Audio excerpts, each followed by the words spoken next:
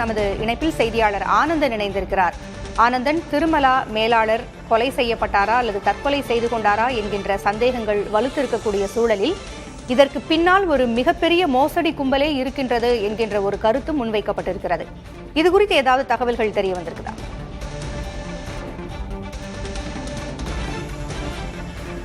பூங்குழலி, நடந்தது என்ன விவகாரங்கள் குறித்து போஸ்ட்மார்டம் ரிப்போர்ட் என்ன சொல்லுது, காவல்துறைகள் என்ன சொல்றாங்க அப்படின்ற விளக்கங்களை செய்தியாளர் அன்பரசன் குறிப்பிட்டு சொன்னாங்க.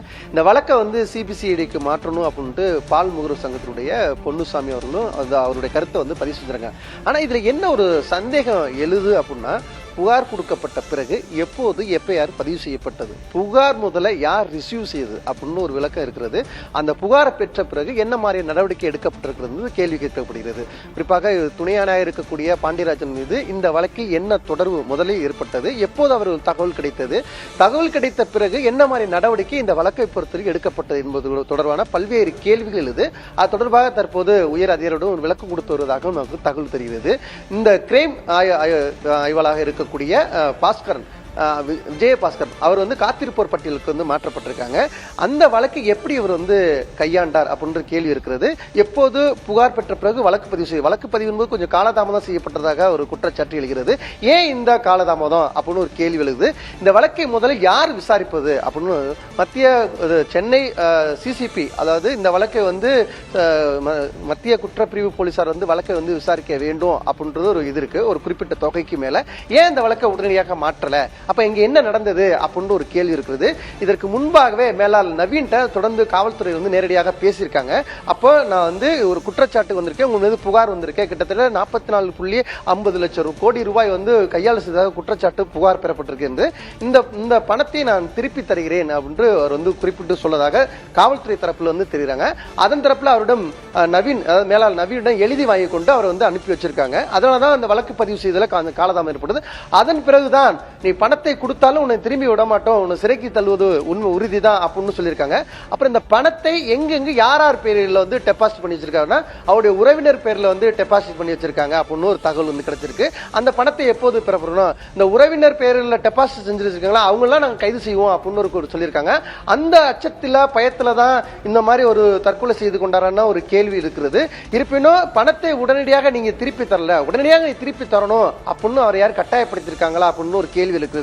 அது மட்டும் இல்ல, காவல்துறை ஆய்வாளர் அதே போல அங்க இருக்கக்கூடிய துணை ஆணையர் அவர் இருக்கக்கூடியவர்கள் அவர் நவீனிடம் என்ன மாதிரியான உரையாடல் செஞ்சாங்க, என்ன மாதிரியான அழுத்தங்கள் கொடுக்கப்பட்டதா, இல்ல காவலர் முறையாக விசாரணை செய்யப்பட்டதா, இல்ல வேற ஆளு இவருக்கு அழுத்தம் கொடுக்கப்பட்டதா, இப்படி எல்லாம் ஒரு கேள்வி எழுது. எனவே இந்த வழக்கை பொறுத்தவரை மேலாளர் நவீன் அவர்கள் தற்கொலை செய்து கொண்டிருக்கிற மிகப்பெரிய ஒரு சர்ச்சையை ஏற்படுத்தியிருக்கிறது. காவல்துறை இதற்கு உரிய விளக்கங்கள் கொடுப்பார் என்று பொறுத்து நான் பார்க்க வேண்டியிருக்கிறது. பூங்குழலி, நன்றி ஆனந்தன். அன்பரசன், இந்த வழக்கினுடைய விசாரணை நிலவரம் தற்பொழுது எப்படி இருக்கிறது, இதன் போக்கு எப்படி இருக்கும் அடுத்து?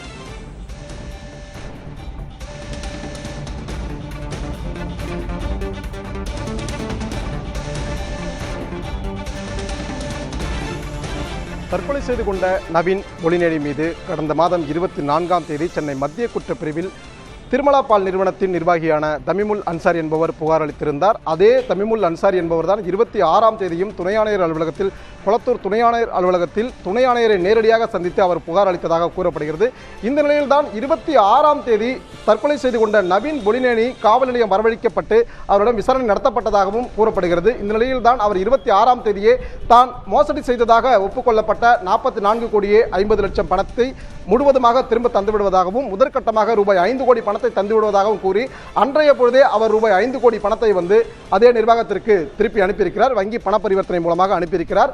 இந்த நிலையில்தான் கடந்த 9ஆம் தேதி காலை திருமலா நிறுவனத்தைச் சேர்ந்த நரேஷ் மற்றும் முகுந்த் ஆகிய இருவரும், நீ முழுவதுமாக பணத்தை கொடுத்து விட்டாலும் நீ மற்றும் உனது தாய் லட்சுமி மற்றும் சகோதரி விஜயலட்சுமி ஆகிய மூவரும் சிறைக்கு செல்வது உறுதி.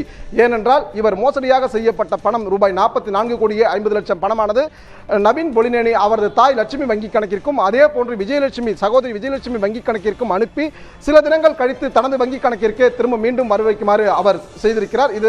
இதனை கண்டுபிடித்திருக்கிறார்கள், திருமலா பால் நிறுவனத்தினர் கண்டுபிடித்திருக்கிறார்கள். இதன் அடிப்படையில் தான் போலீசாரிடம் புகாரானது அளிக்கப்பட்டது. குறிப்பாக 1 கோடி ரூபாய்க்கு மேல் பணம் மோசடி செய்யப்பட்டால் அவை சென்னை மத்திய குற்றப்பிரிவுக்கு தான் மாற்றம் செய்யப்பட வேண்டும். இதனை அடுத்துதான் அன்று 24ஆம் தேதியே தமிமுல் அன்சாரி என்பவர் சென்னை மத்திய குற்றப்பிரிவில் புகார் அளித்திருந்தார். 25ஆம் தேதி சென்னை கொளத்தூர் துணை ஆணையர் பாண்டியராஜனிடம் நேரடியாக புகார் அளித்திருந்தார். 26ஆம் தேதி நவீன் பொலினேனியை காவல் நிலையம் வரவழைத்து விசாரணை மேற்கொள்ளப்பட்டதாக தகவல்கள் வெளியாகிறது. இந்த நிலையில் தான் சென்னை காவல்துறை நேற்று ஒரு விளக்கம் கொடுத்தது. குறிப்பாக 24ஆம் தேதி தமிமுல் அன்சாரி புகார் கொடுத்திருந்தார். 25ஆம் தேதி துணை ஆணையரிடம் நேரடியாக சென்று புகார் அளித்திருந்தார். ஆனால் 2 இடங்களிலும் எதிர்மனிதாரரான நவீன் பொலினேனி, அதாவது தற்கொலை செய்து கொண்ட நவீன் பொலினேனியை 2 மத்திய குற்றப்பிரிவு போலீசாரும் அதே போன்று சென்னை கொளத்தூர் துணை ஆணையர் அலுவலகத்திலிருந்து நேரடியாக தாங்கள் அழைத்து விசாரணை நடத்தப்படவில்லை எனவும், அதே போன்று புகார் அளித்த தமிமுல் அன்சாரி என்பவர் அந்த மோசடிக்கான ஆவணங்களை எங்களிடம் சமர்ப்பிக்கவில்லை, அதனால் நாங்கள் மனுதாரர்களிடம் விசாரணை நடத்தவில்லை, எனவே நாங்கள் 2 நபர்களிடம் விசாரணை நடத்தவில்லை, இந்த தற்கொலையானது நாங்கள் விசாரிக்கப்படாமல் அவர் பயத்தினால் செய்து கொண்டதாக இருக்கலாம், இதற்கும் காவல்துறையினருக்கும் எந்தவித சம்பந்தமும் இல்லை என சென்னை காவல்துறையானது நேற்று ஒரு விளக்கம் கொடுத்திருந்தது. இருந்த போதிலுமே பல்வேறு சந்தேகங்கள், பல்வேறு சர்ச்சைகள் இந்த மேலாளர் நவீன் பொலினேனி தற்கொலை செய்து கொண்ட விவகாரத்தில் தற்போது பூதாகரமாக கிளம்பியிருக்கிறது. குறிப்பாக 26ஆம் தேதி சென்னை கொளத்தூர் துணை ஆணையர் பாண்டியராஜன் அலுவலகத்திற்கு அவர் சென்றாரா? ஏனென்றால் அங்குதான் அந்த கட்ட பஞ்சாயத்து நடந்ததாக கூறப்பட்டது. அந்த கட்ட பஞ்சாயத்தின் முடிவில் தான் ரூபாய் 5 கோடி அளவிலான பணத்தை அவர் வங்கி பண பரிவர்த்தனை மூலமாக அனுப்பியிருப்பதாகவும் அங்கு இருக்கக்கூடிய நபர்கள் தெரிவித்திருந்தனர். இந்த நிலையில் தான் அவர் மேலும் ஒப்புக்கொண்டதாக கூறப்பட்ட மேற்கொண்டு பணத்தையும் அவர் திருப்பி அனுப்புவதாக அவர் தெரிவித்ததாக கூறப்படுகிறது. இந்த நிலையில் தான் கடந்த 9ஆம் தேதி அவர் மிரட்டலுக்கு உள்ளாக்கப்பட்டிருக்கிறார். அதன் தொடர்ச்சியாகத்தான் 9ஆம் தேதி மாலை 7:30 மணி அளவில் அவரது சகோதரி மற்றும் திருமலா பால் நிறுவனத்திற்கும் அவர் இமெயில் அனுப்பிவிட்டு தற்கொலை செய்து கொண்டதும் போலீசார் விசாரணையில் தெரிய வந்திருக்கிறது. குறிப்பாக நேற்றைய தினம், அதாவது தற்கொலை செய்து கொண்ட நவீன் பொலினேனியின் உடல் ஸ்டான்லி மருத்துவமனையில் உடற்கூறாய்வுக்காக அனுமதிக்கப்பட்டிருந்தது. ஆனால் அன்றைய தினத்தில் இந்த வழக்கு விசாரணை முதலாக சென்ற காவல் துணை ஆணையர் பாண்டியராஜன் அன்றைய தினம், அதாவது நேற்றைய தினத்தில் விடுப்பு எடுத்திருந்தார். இந்த விடுப்புக்கு பின்னணியில் என்ன இருக்கிறது என்பது குறித்து மிகப்பெரிய ஒரு சர்ச்சை எழுந்திருக்கிறது. குறிப்பாக சொல்ல வேண்டும் என்றால், துணை ஆணையர் அவரது சொந்த காரணத்திற்காக விடுப்பு எடுத்ததாக சொல்லப்படுகிறது. ஆனால் நேற்றைய பொழுது அவர் ஏன் எடுக்க வேண்டும்? குறிப்பாக இவரிடம் தான் அந்த வழக்கு விசாரணை நடந்து வந்தது, இவரிடம் தான் நேரில் சந்தித்து புகாரானது கொடுக்கப்பட்டது. ஆனால் அவர் தற்கொலை செய்து கொண்ட நேற்றைய தினம் அவர் எதற்காக விடுப்பெடுத்தார் என்பது குறித்தும் பல்வேறு சந்தேகங்களை எழுப்பியுள்ளது. இந்த நிலையில் தான் துணை ஆணையர் பாண்டியராஜனை இன்று காலை சரியாக 11:30 மணி அளவில் சென்னை காவல் ஆணையர் அலுவலகத்திற்கு விசாரணைக்கு வந்தார். அவரிடம் இணை ஆணையர் விசாரணை நடத்தியிருக்கிறார். முழு விசாரணைக்கு பிறகு இதில் என்ன நடந்திருக்கிறது, குறிப்பாக 26ஆம் தேதி நவீன் பொலினேனியை காவல் நிலையம் அழைத்து வந்து விசாரணை நடத்தினார்களா அல்லது கட்ட பஞ்சாயத்து செய்தார்களா, அவரது தற்கொலைக்கு ஏதேனும் அழுத்தம் தரப்பட்டதா என்பது குறித்த முழுமையான தகவல்கள் வெளிவரும் என சென்னை காவல்துறையானது தெரிவித்திருக்கிறது. பூங்குழலி, கண்டிப்பாக அன்பரசன், துணை ஆணையரிடம் தீவிரமான விசாரணை நடைபெற்று வருகிறது. இது கொலையா தற்கொலையா, இதற்கு பின்னால் எந்த கும்பல் இருக்கிறது, காவல்துறையினர் இருக்கின்றனர் என்ற சந்தேகத்தையும் எழுப்பியிருக்கிறார்கள் பால் சங்கத்தைச் சேர்ந்தவர்கள். இந்த நிலையில் விசாரணையினுடைய போக்கு எப்படி இருக்கும் என்பதை பொறுத்திருந்து பார்க்கலாம். தகவல்களை வழங்கியமைக்கு நன்றி.